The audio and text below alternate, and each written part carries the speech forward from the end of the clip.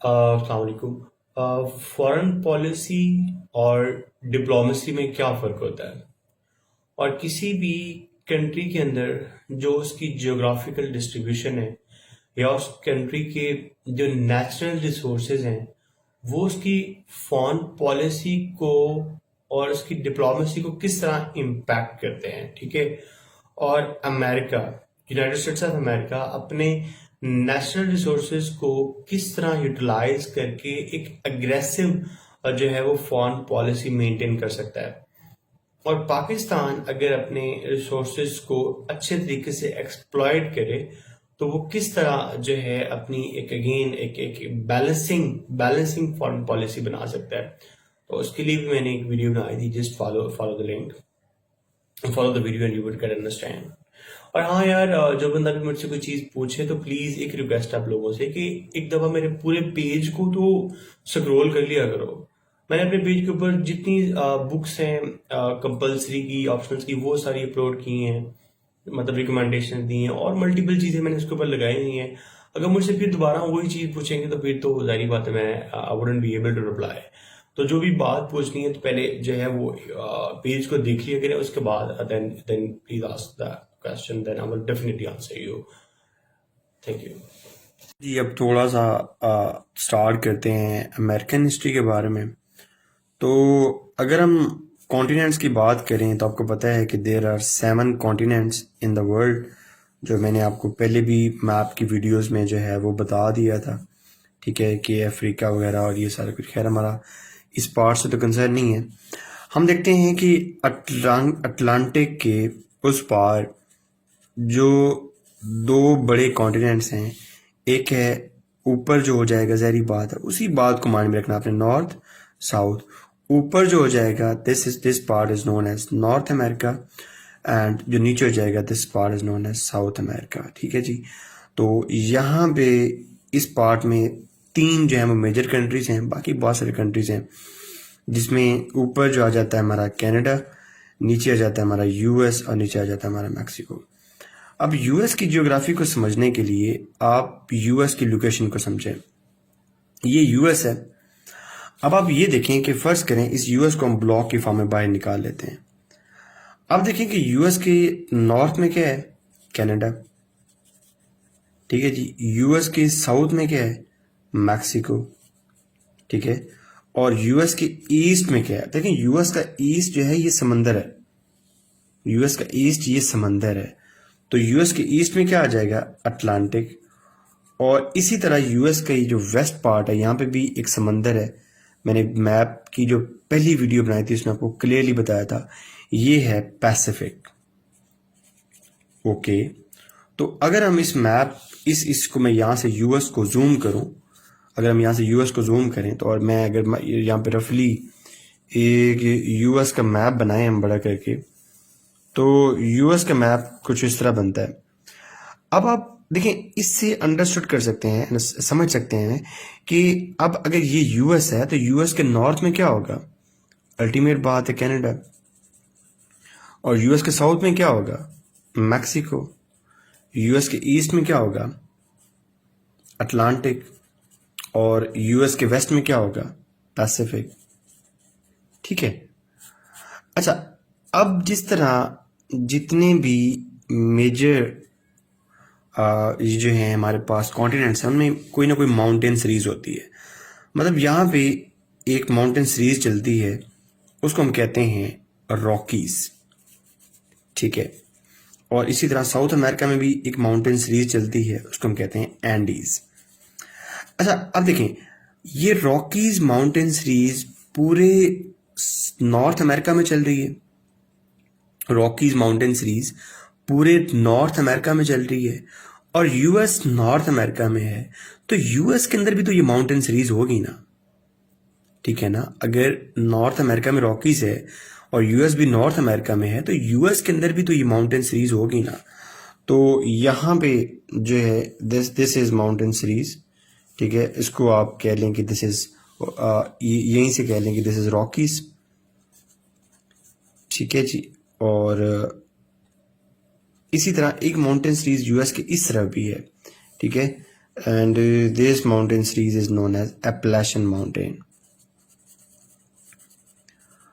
अब अगर आप यूएस की जियोग्राफी को अंडरस्टैंड करना चाहते हैं और यूएस को आप जियोग्राफिकल जोन्स में डिवाइड करना चाहते हैं तो ये कोई मसला ही नहीं है। अगर मैंने आपको ये चीज़ें समझाने में कामयाब हो गया हूँ कि यूएस के अंदर क्या क्या किस तरह है, तो जोन्स तो कोई मसला ही नहीं है। अच्छा, अब आप छोटी सी एक चीज़ ये समझ लें कि जब रिवर इंडस ऊपर से नीचे आता है, हमारा जब रिवर इंडस ऊपर से नीचे आता है तो नीचे आते हुए जब वो मुख्तलिफ चैनल्स में डिवाइड होता है तो वो यहाँ पे एक वैली बनाता है। This valley is called Indus valley.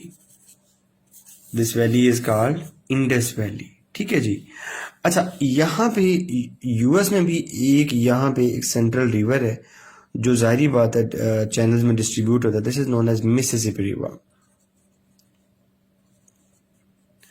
तो अब अगर हम यहाँ पे देखें यूएस को, तो यूएस का वो वाला पार्ट जो इस एप्लाशन माउंटेन से लेके, इस एप्लाशन जो है वो हाईलैंड से लेके इस अटलांटिक तक है, उसको क्या कहेंगे हम। अब इस बात को भी आप ज्योग्राफी की सेंस में समझें कि अगर यहाँ पे एक पहाड़ है, अगर यहाँ पे एक पहाड़ है और ये सरफेस है, तो ये क्या बनेगी, यहाँ पे स्लोप बनेगी ना। या अगर फर्ज कर लें कि ये माउंटेन है और ये नीचे सरफेस है, तो ये वाला पार्ट क्या बनेगा, एक स्लोप बनेगी ना। तो यूएस को हम इस तरह डिवाइड कर सकते हैं कि अगर ये माउंटेन है, ये एप्लाशन माउंटेन है और ये अटलांटिक ओशन है, तो जाहिर बात है ये सारा एरिया क्या होगा, फिर स्लोपी एरिया होगा। यहाँ पे कुछ स्लोप बनेगी। तो इसलिए वो वाला पार्ट जो एप्लाशन माउंटेन से लेके अटलांटिक ओशन तक है, उस पार्ट को कहते हैं अटलांटिक स्लोप। और जो पहली अमेरिकन की 13 कॉलोनीज एस्टेब्लिश की थी ब्रिटेन ने, वो इसी अटलांटिक स्लोप के रीजन में एस्टेब्लिश की थी। ठीक है जी। जिसके अंदर नीचे यहाँ पे जो फ्लोरिडा का पार्ट है वो स्पेन ने कॉलोनाइज किया था। अच्छा, अब इसी कंसेप्ट को आप यहाँ पे अप्लाई करें। अगर ये रॉकी माउंटेन है, अगर ये माउंटेन मैंने बनाया और ये सिर्फ ओशन है, एक सरफेस है, तो ये क्या बनेगा, स्लोप बनेगा। तो इसी तरह अगर ये रॉकीज माउंटेन है और ये पैसिफिक ओशन है, तो ये वाला पार्ट एक स्लोप बनाएगा ना। इसलिए इस पार्ट को कहते हैं पैसिफिक स्लोप। ठीक है।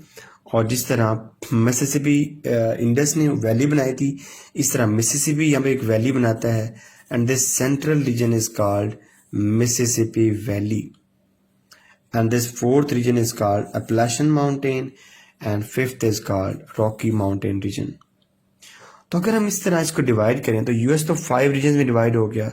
Number 1 Atlantic slope, number 2 Pacific slope, number 3 Mississippi valley, number 4 is Appalachian mountain, and number 5 is Rockies mountain. आपने ये 2 चीजें जिंदगी में पढ़ी होंगी ना, एक होती है फॉरेन पॉलिसी और एक होती है डिप्लोमेसी।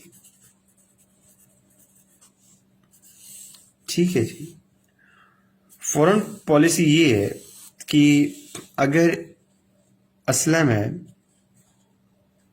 ए उसको बशीर के साथ, बी के साथ अगर अपने तल्लुकात किस तरह डिफाइन करने हैं कि इसके साथ लड़ाई रखनी है या इसके साथ सुलह रखनी है, ये इसका पड़ोसी है, तो ये असलम की बशीर के साथ फॉरेन पॉलिसी है। सिंपल टर्म में समझाता हूँ, इसको मजीद सिंपल कर लेते हैं। असलम बशीर का पड़ोसी है या असलम कहीं और भी रहता है, तो आया कि बशीर के साथ उसने कॉपरेशन करनी है या लड़ाई करनी है, तो ये बशीर की फॉरेन पॉलिसी है। अब अगर यहाँ पे बशीर के साथ उसने सुलह रखनी है तो कभी इसके घर गुलाब जामुन भिजवाएगा, कभी लड्डू भिजवा देगा, कभी कुछ कर देगा, कभी कुछ कर देगा, ताकि मेरे ताल्लुकात इसके साथ स्मूथ रहें। तो वो मीन्स जिनको यूज करके असलम बशीर के साथ ताल्लुकात ठीक करेगा, उन मीन्स को कहते हैं डिप्लोमेसी। फॉरेन पॉलिसी क्या है कि ताल्लुकात ठीक रखने हैं।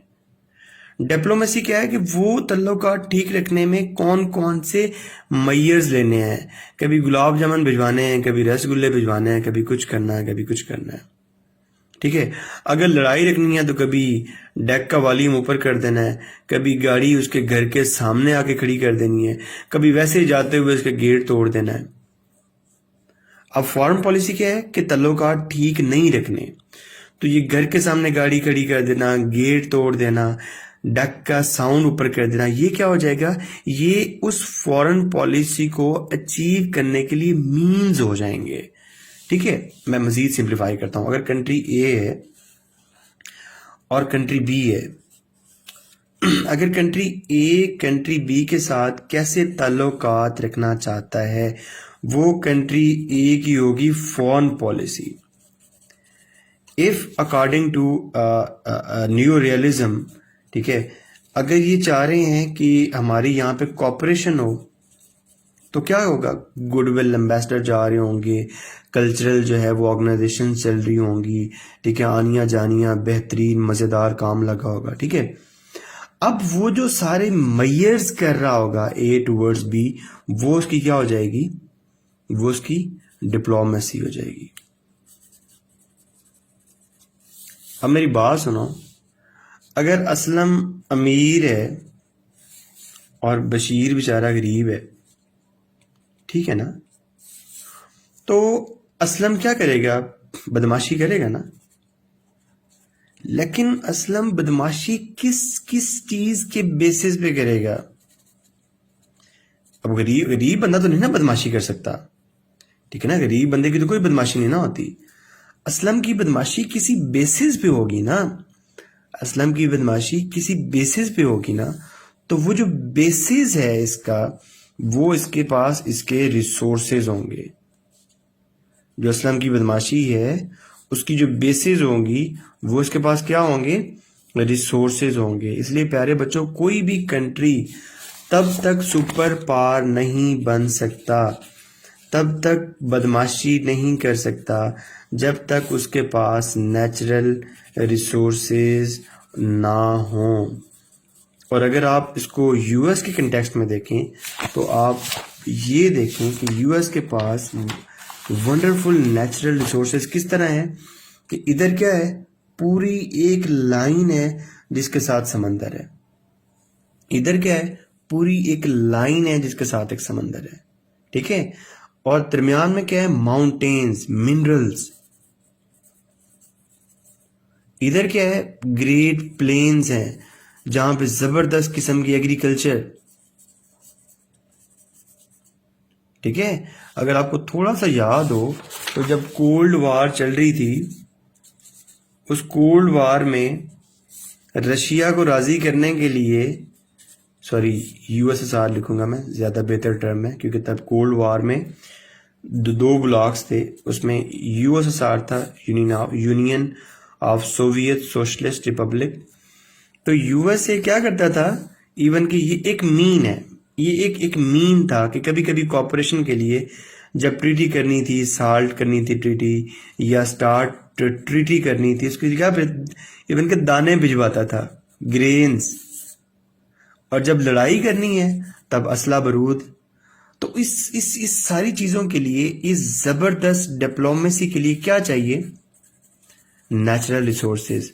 और अगर आप यूएस की ज्योग्राफी को इस तरह अंडरस्टैंड करें कि यूएस की geography is wonderful in the context on both sides there are oceans, in centre there are great plains, river है ना भाई, प्लेन जबरदस्त, और on this side is Appalachian mountain, mineral resources, on this side there are Rockies mountain, mineral resources. ठीक है बच्चों। इसी तरह अगर हम चाहते हैं कि हमारा पाकिस्तान भी जो है वो चीज़ों को अपने हिसाब से अरेंज करे। ये ना हो कि यूएस कहे जानी आ जा, हम उसके पास चले जाएं, कहे जानी दफा हो जा, हम दूर चले जाएं, वो कहे जानी आ जा, हम चले जाएं, कहे जानी बैठ जा, हम बैठ जाएं, वो कहे जानी दफा हो जा, हम फिर दफा हो जाएं। अगर हम चाहते हैं कि ये चीज़ ना हो, उसके लिए हमारे पास भी जो रिच नेचुरल रिसोर्सेज हैं उसको हमें एक्सप्लॉइट करना होगा। और इंशाल्लाह एक दिन आएगा कि जब हम अपने नेचुरल रिसोर्स को एक्सप्लॉइट करके one of the top nation बनेंगे। ये कुछ छोटे छोटे से यार कंसेप्ट्स थे। आई होप आप लोगों को कवर जो है समझ आ गई होगी। तो मुझे बता दीजिएगा अगर कोई आपको यूएस आ गया, कोई भी वर्ल्ड अफेयर्स में लाइक आईआर में या यूएस हिस्ट्री में कोई मुश्किल टॉपिक लगता है तो मैं उसके ऊपर भी फर्दर वीडियोस बनाता रहूँगा जी। Thank you so much. अपना बहुत सारा ख्याल रखिएगा। अल्लाह हाफ़िज़। मेरी क्लासेस का मोड भी तकरीबन यही होता है कि इसी तरह ही फ्लो चार्ट्स वगैरह बना के और ये बाद में क्लास में बच्चों के साथ शेयर भी हो जाते हैं ताकि उनका कोई पॉइंट वगैरह मिस हो गया तो उनको समझ आ जाए। And thank you so much. मैं अपना पेज देखता हूँ कभी कभी तो बड़ी खुशी होती है आप लोगों की ढेर सारी दुआएं देख के। तो शायद ये दुआएं ही हैं कि जो इंसान को दूसरों से डिफ्रेंशिएट कर देती हैं। तो उन ढेर सारी दुआओं के लिए बहुत शुक्रिया और अपना बहुत सारा ख्याल रखिएगा।